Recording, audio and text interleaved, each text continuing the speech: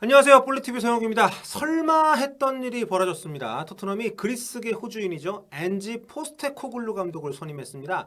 계약 기간이 당초 많은 사람들의 예상보다 좀 길어요. 2027년 여름까지 4년입니다.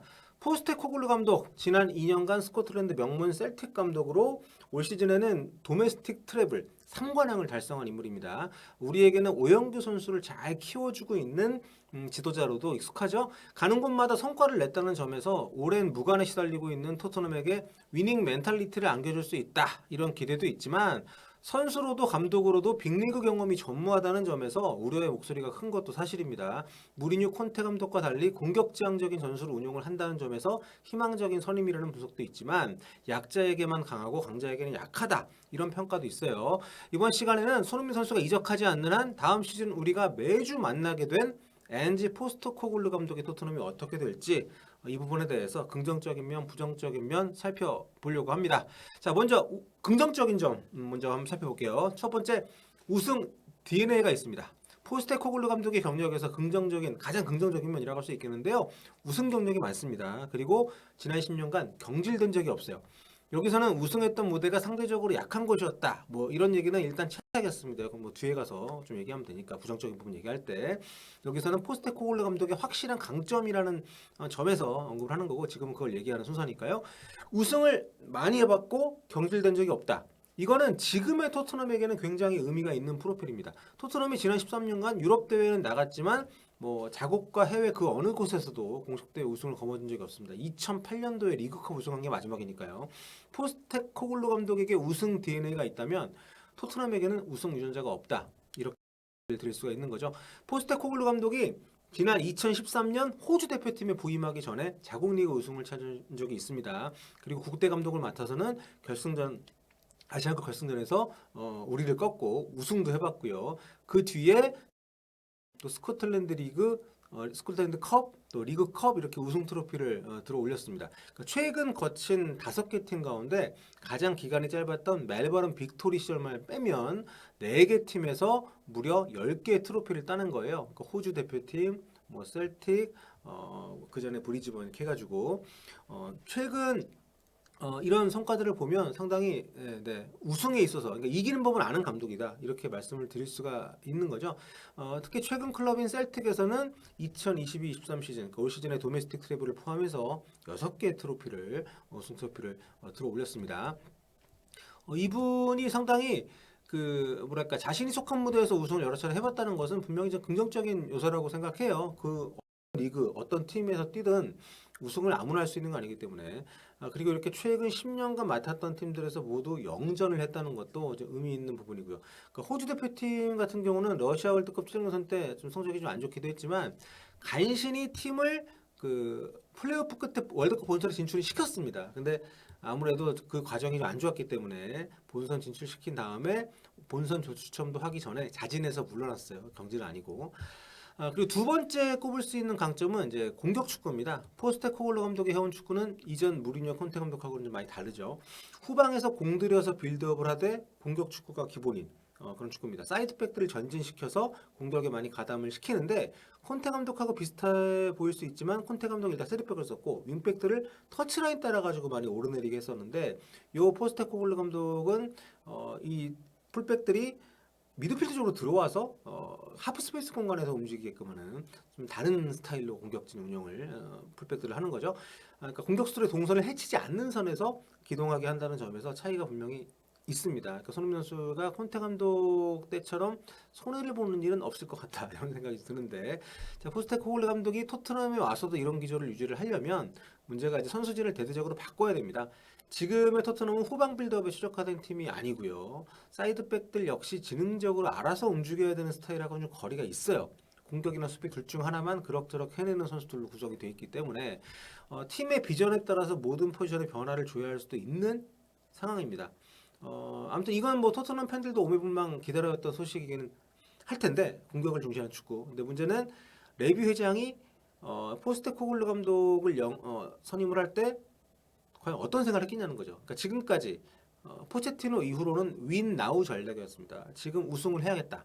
그래서 우승 전문가인 무리뉴 감독 또 우승 전문가인 콘테 감독을 데리고 온 거죠. 근데 문제는 이분이 감독은 그렇게 모시고 왔는데 선수 투자를 그렇게 안 했어요. 감독이 원하는 선수를 잘 안 사준다거나 좀 그런 그 원하는 포지션이 아니라 좀 엉뚱한 포지션을 영입을 한다거나 그러니까 감독들의 어떤 그 최대치를 발휘할 수 있게끔 못 해줬기 때문에 이것도 아니고 저것도 아닌 상황에서 결국 감독하고 좀 다툼이 있어서 두 사람 다 안 좋게 나갔잖아요. 결국 그런 부분이 있기 때문에 만약에 이번에 포스테코글루 감독도 레비 회장이 그런 식으로 자기의 주도권을 계속 갖고 가면서 축구도 잘 모르면서 한다고 하면 포스테코글루 감독의 이런 공격 축구 기조도 잘 유지가 안 될 가능성이 분명히 있는 거죠. 그렇기 때문에 물론 지금은 윈나우 전략을 지금까지도 고수를 한다면은 저는 포스테코글루 감독의 선임은 굉장히 좀 어려운 길로도 갈 수 있다고 봅니다. 다만 이분이 어린 선수들도 잘 키워낸 경력들이 있고 또 우승으로 그렇게 또 본인이 좀 만들어낸 팀을 가지고 이대회에는 우승을 했었기 때문에 그런 부분들을 좀 기대를 한다면은 윈나우가 아닌 좀 리빌딩을 할 수 있는 그런 좀 배려를 하면서 팀을 꾸려가야겠죠. 그러니까 그런 게 더 맞아야 된다는 점에서 포스테코글루 감독의 선임이 좀 걱정되는 부분들이 있다는 말씀을 드리고 싶은 겁니다. 세 번째로는 유럽 대회 나가지 못하게 된 팀의 감독에는 적절하지만 넓게 봤을 때 정말 빅클럽 뭐 우승권으로 갈 수 있는 팀으로 갈 수 있을지에 대한 고민이 계속 좀 남아 있다는 거예요. 그러니까 지금 장점을 얘기하는 부분이니까 토트넘이 올해 유럽 대회 못 나가지 않습니까? 그렇기 때문에 온전히 리그에만 집중할 수 있다는 점에서 앞서서 제가 말씀드렸던 부분들은 일단 이렇게 좀 걸러내고 지금의 토트넘에게는 어울리는 감독일 수 있다는 거죠. 한마디로 리빌딩을 원한다면 괜찮은 선택일 수 있습니다. 포스테코글루 감독 커리어에서 7년이 호주 연령발 대표팀 감독을 맡았던 기간입니다. 2000년부터 2007년까지. 그래서 만일 레비 회장이 윈나우가 아닌 리빌딩을 택한다고 한다면 굉장히 유용하게 쓰일 수 있는 것이 이번 포스테코글루 감독이라는 어떤 칼입니다. 예. 그리고 네 번째로 볼 수 있는 강점, 장점, 긍정적인 점. 포스테코글루 감독이 선수들에게 동기부여를 해주는 능력이 상당히 좋다는 평가가 있어요. 이분이 청소년 대표팀 감독 시절 그리고 그 뒤에도 보면 젊은 선수들의 어떤 잠재력을 끌어내는 능력이 상당히 좋다는 평가를 받고 있습니다. 그리고 언변이 상당히 좋아요. 선수들과의 대화라든가 아니면 대중적으로 이번에 셀틱에서도 그 시즌 끝나고 첫 시즌 끝나고 그 팬들한테 얘기하는 영상을 제가 봤는데 굉장히 좀 멋있더라고요. 언변이 좋고 특히 영어 같은 경우는 막 구구절절 얘기하지 않아도 막 단어만 나열해가지고 또 멋진 말들을 할 수 있는데 그걸 굉장히 잘합니다. 그래서 청소년 대표가 그러니까 이게 좀 근데 무조건 장점은 아닌 것이 청소년 대표팀 감독 시절에 TV 그 라이브 인터뷰 연결했는데 이때 진행자랑 실시간으로 싸운 적이 있어요. 예. 좀 언쟁을 좀 격하게 해서 이게 지금도 회자가 많이 되고 있다고 하는데 그리고 이제 감독 쉴 때는 해설위원 활동도 했었고 아무튼 이분은 달변가 이미지가 좀 있고 이런 것들이 선수들에게 굉장히 긍정적인 영향을 줬다 이런 평가가 있습니다. 참고로 이분이 리더로서 자리매김을 하는데 가장 많은 도움을 받았던 인물이 손흥민 선수하고 절묘하게 이어지는 면이 있습니다. 그건 바로 이제 푸스카스 상의 주인공이죠. 이 사진에서 코스염한 사람이 엔지 감독이고 포스테코글루 감독이고 그 옆에 약간 통통하신 분이 지금은 돌아가신 페렌츠 푸스카스. 푸스카스 상의 바로 그 주인공입니다. 예. 푸스카스 아마 많은 분들 아시겠지만 또 요즘 어린 분들이 잘 모르실 수 있으니까 살짝 좀 말씀을 드리면 이분이 그 위대한 마자르족이라고 1950년대 세계를 휩쓸었던 그런 축구가 있습니다. 헝가리 대표팀. 헝가리 대표팀의 핵심 멤버고요. 1954년 스위스 월드컵에 우리가 처음으로 본선에 나갔잖아요. 그때 우리가 처음으로 골을 먹은 게 바로 이 페렌치 푸스카스입니다. 대한민국이 그때 이제 0대9로 대패를 했었는데 그때 멀티골 넣었어요, 이분이. 첫 골하고 마지막 골하고.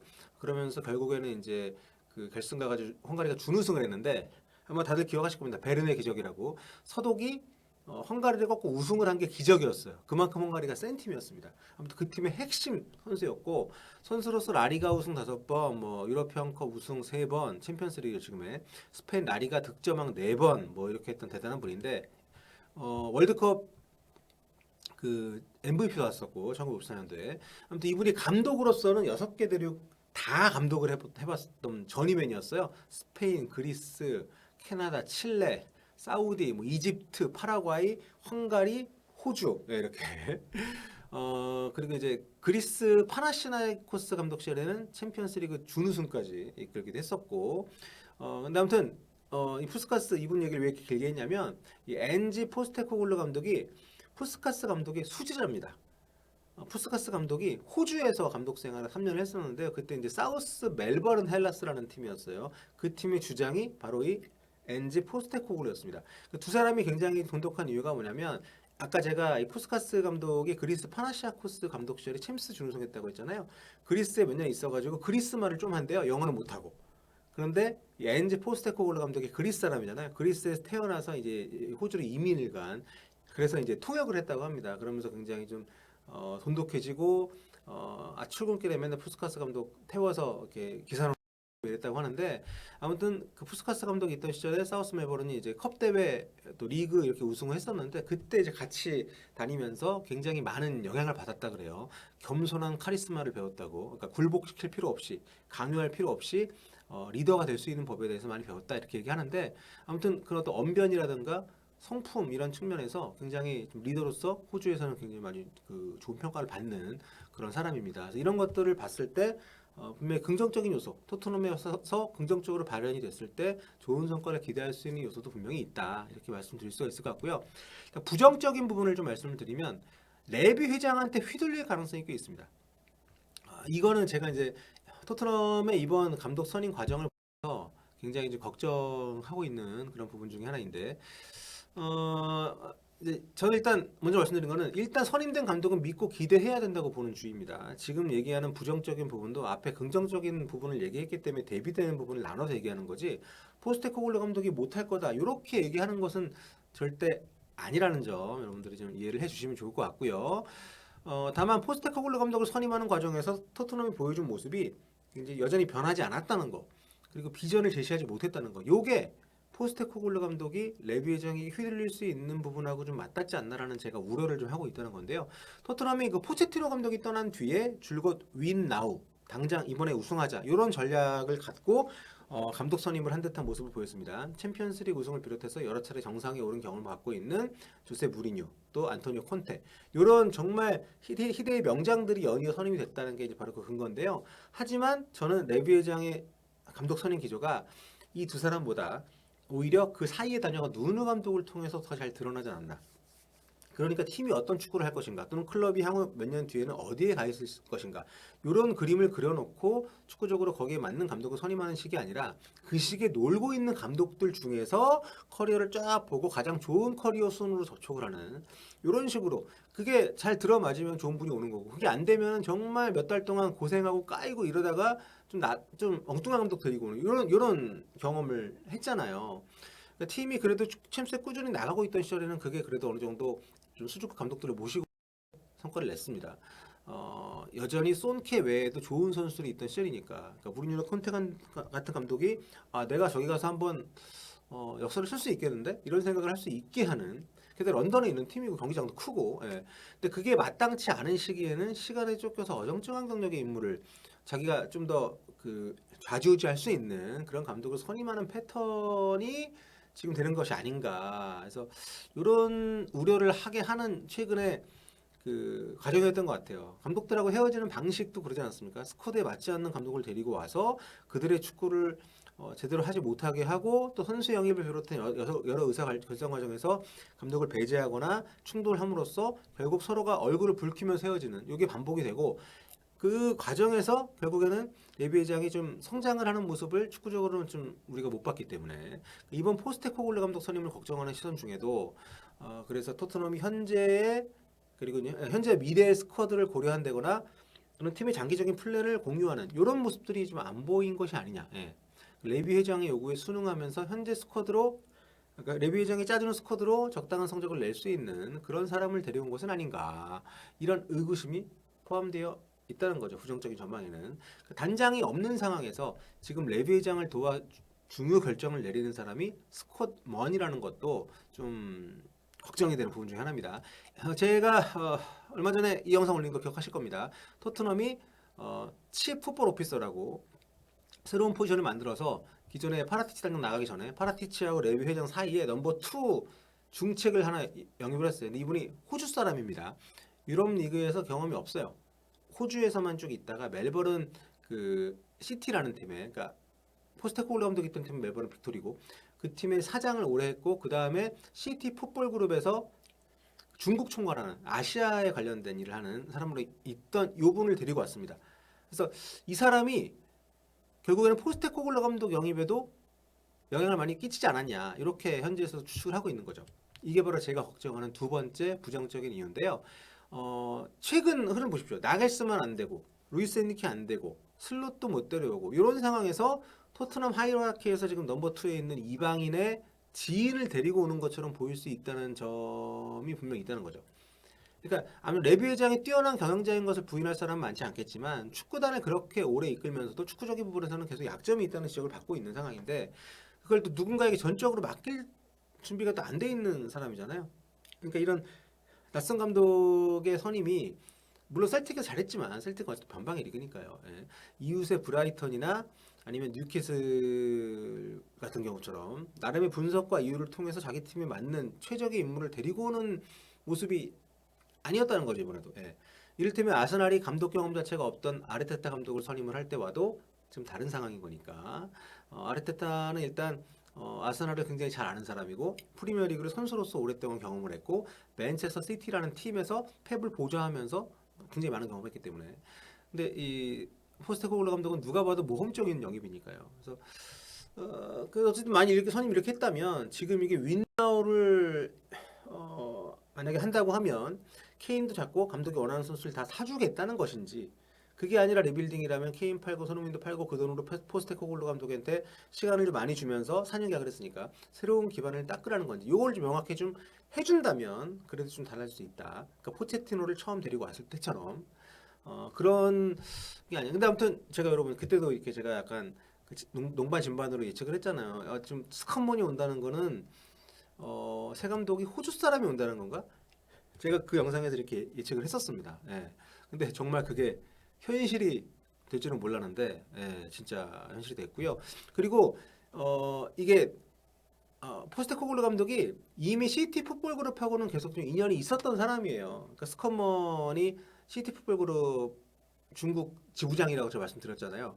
그러니까 스컷먼이 멜버른 시티 사장이었는데 이 사람 임기 도중에 시티 풋볼 그룹이 멜버른 시티를 인수를 합니다.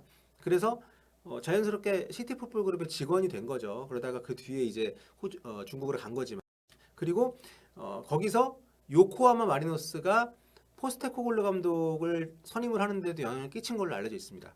네, 요코하마 마리노스 역시 제가 여기 써놨죠. 시티 풋볼 그룹의 일원이거든요. 네, 다른 팀들하고 다르게 대주주는 아닙니다. 시티 풋볼 그룹이 한 20% 정도 지분을 갖고 있는 걸로 알고 있는데 게다가 셀틱 역시도 맨시티하고 굉장히 가까운 구단이에요. 시티 풋볼 그룹하고 좀 뭔가 지분이나 이런 걸 엮여 있지 않지만 굉장히 교류가 많습니다. 선수 임대, 뭐 이적 이런 것도 그렇고 그렇기 때문에 그 가는 과정까지도 스컷먼의 영향력이 있었을 수도 있다는 얘기들이 있는데 아무튼 토트넘으로 다시 오게 되니까 이런 네트워킹이 그다지 네 모르겠습니다. 이게 이 두 사람의 공통점이 다 그 호주 사람들이고 유럽 빅리그에 네트워크가 없는 사람들이라는 거거든요. 그래서 아무튼 좀 그런 우려가 사실이 아니기를 바라는 마음이 분명히 있고요. 자 다음으로는 세 번째 이제 부정적인 전망의 이유. 네, 이분이 빅리그 경험 전무하다는 거 계속 말씀드렸습니다. 선수로서도 없고요. 감독으로서 없습니다. 이런 커리어를 가진 감독이 유럽 상위 리그에 오는 경우가 거의 없어요. 예, 유럽 그러니까 프리미어리그 상위 클럽에 오는 경우가 거의 없습니다. 예, 굉장히 드물어요. 근데 저는 선수들은 그럴 수 있다고 봐요. 선수들은 뭐 K리그에서 바로 가도 성공하는 케이스가 있고 뭐 중국에서 가도 되고 뭐 북중미에서 오는 경우도 있고 다양한데 감독은 좀 다르다고 봅니다. 이런 빅리그에서의 감독이라는 것은 굉장히 낯선 경험이거든요. 셀틱에 있을 경우에 사실 레인저스 뭐 한두 팀 정도를 빼면 매 주말 리그가 그렇게 치열하지 않습니다. 뭐 스코틀랜드 리그 팬들에게 죄송합니다만 상대적으로 당연히 이겨야 되는 경기들이 많고요. 또 감독 입장에서도 상대 분석이라든가 아니면 준비하는 마음가짐이나 아니면 뭐 미디어 상대하는 거나 다를 수밖에 없어요. 근데 프리미어리그는 매 라운드가 월드컵 결승이라고 해야 되는 곳이에요. 이렇게 빡빡한 곳에서 선수로서도 감독으로서도 경험이 없다는 거는 아마 적응이 상당히 쉽지 않을 겁니다. 예, 선수들은 다릅니다. 11명 중에 1명이고 자기가 해왔던 축구를 하면 되는 것이기 때문에. 근데 감독이라는 것은 단순히 전술만 짜는 것이 아니라 신경 쓸 게 너무 많은 직업이거든요. 근데 프리미어리그는 그 중에서도 갑 오브 갑이고 그런 부분이 이분이 선수로서도 빅리그 경험이 없다는 건 저는 굉장히 그 아킬레스건이 될 수 있다고 봐요. 그리고 스코틀랜드 리그에서 경험이 있지 않냐. 챔피언스 리그 나가고 하는데 스코틀랜드 리그에서의 성과는 여러분 참고가 되기 어렵습니다. 그러니까 이를테면 직접적인 예들이 있어요. 2021년에 스코틀랜드 리그 우승을 했었던 스티븐 제라드 감독. 네, 프리미어리그에서 어떻게 무너졌는지 다들 기억하시죠? 그리고 2016년 여름부터 2시즌 넘게 셀틱 감독을 하면서 도메스틱 트래블을 비롯해서 무려 7개 우승 트로피를 따냈던 브랜던 로저스 감독. 프리미어리그 돌아와서 정말 고전했죠. 예. 리버풀 시절하고 비교하면 정말 하늘과 땅 차이입니다. 결국 고전 끝에 경질이 됐고 레스터시티는 강등이 됐고요. 스티븐 제라드 감독 셀틱은 아니었습니다. 레인저스 감독이었죠. 근데 아무튼 이렇게 그 레인저스하고 셀틱 두 팀이 정말 뭐 100년을 해먹는 요 리그에서 있던 것하고 그나마 스코틀랜드 프리미어리그는 팀도 12개밖에 안 됩니다. 상대팀이 11개밖에 안 돼요. 예. 거기에서 있던 감독이 여기에 온다는 것은 저는 어마어마하게 차이가 난다고 저는 생각을 해요. 이분이 이제 65년생으로 올해 58살인데 19살에서 29까지 10년 동안 선수 생활을 멜버른 지역에서만 했습니다. 호주 리그 그나마 또 2004년에 호주 A리그가 출범하기 전이었고요. 이분 선수 생활 했던 시기는 그러니까 사실 세미프로 느낌의 리그였던 시절이죠. 그리고 31살 때 친정팀 사우스 멜버른 감독을 맡으면서 감독 경력을 시작을 했고 그 뒤 7년은 호주 제가 아까 말씀드렸던 17세 대표팀하고 20세 대표팀 감독을 맡았습니다. 그러니까 이런 그 커리어였고 그리고 그때 20세 감독을 맡았을 때 성적이 좀 안 좋으니까 TV 진행자하고 생방송도 중에 언쟁을 벌여서 이게 큰 이슈가 됐어요. 예. 그때 이제 2007년 20세 월드컵 본선 진출에 실패를 했을 때 그러고 나서 이제 지휘봉을 놓은 뒤로 거의 2년 동안 메이저 무대에서 일자리를 얻지를 못했습니다. 예. 그래가지고 그 기간에 자신의 모국인 그리스 3부 리그 팀 맡았고요. 호주 지역 팀 잠깐 맡았어요. 그 뒤에 브리즈번과 멜버른 감독을 거쳐서 2013년에 호주 국대 감독을 맡게 되면서 이때부터 이제 비로소 꼽히게 된 건데 이때는 호주 황금 세대들이 이미 전성기가 다 지난 뒤였습니다. 포스테코글루 감독이 자국리그 중심으로 젊은 선수를 많이 발탁을 해서 팀을 꾸렸고요. 또 이 시기부터 호주 선수들이 그전에는 프리미어리그에 많이 있었는데 자국리그에 많이 뛰기 시작을 합니다. 예. 이렇게 되면서 이 팀을 잘 꾸려서 2015년 자국에서 열린 아시안컵 때 결승에서 대한민국을 꺾고 우승을 차지하게 되죠. 이때도 재미있는 게 손흥민 선수하고 인연이 있는 거죠. 예, 이때 결승전 때 우리가 그 추가 시간에 손흥민 선수가 극적인 동점골을 넣어서 연장까지 갔었던 물론 우리가 연장에 졌습니다만 아무튼 그 뒤에 2018년 러시아 월드컵 최종 예선 과정에서 부진을 거듭하다가 거의 탈락 직전까지 가는데 타이에 의해서 플레이오프 진출권을 얻었고요. 플레이오프 끝에 간신히 팀을 본선에 진출은 시켰는데 본인이 책임을 지고 이제 자진사임을 합니다. 본선 조추첨도 하기 전에 이때 본선은 네덜란드의 판 마르베이크 감독이 맡아가지고 치렀는데 뭐 성적은 안 좋았죠. 아무튼 그 사이에 포스테코글루 감독은 일본으로 건너갔고요. 요코하마 마리노스 감독을 맡아서 이때부터 스콘 먼하고 인연을 맺은 것으로 알려져 있습니다. 아무튼 그때 이제 일본 데뷔 첫 시즌에는 12등을 했어요. J리그에서. 골은 많이 넣었는데 그만큼 먹으면서 성적을 못 냈고 첫 시즌 마친 뒤에 그리스 국대 감독 콜을 받습니다. 근데 이걸 거절하고 요코하마에 남아요. 그리고 그 이듬해에 2019 시즌 팀을 15년 만에 J리그 정상에 올려놓습니다. 요게 이제 포스테코글루 감독의 가치를 끌어올리면서 셀틱까지 오게 된 거죠. 예. 참 뭐랄까요? 그러니까 좀 커리어가 물론 셀틱에서 2년은 좋았지만 토트넘급 덩치의 팀을 맡기에는 확실히 좀 불안 요소가 있다는 거. 호주, 일본, 스코틀랜드 이게 커리어 전부니까요. 자 그리고 마지막으로 제가 좀 꼽는 부정적인 약간 전망의 이유는 공격 축구를 이분이 구사를 한다는 것인데 이분이 이제 빌드업을 중시하는 공격 축구, 그냥 차근차근 쌓아 올려서 공격을 강조하는 축구를 해왔는데 이런 정도의 큰 클럽에서 선수진을 운영한 적이 좀 없기 때문에 그리고 이 클럽보다 더 큰 클럽을 상대한 적이 없습니다.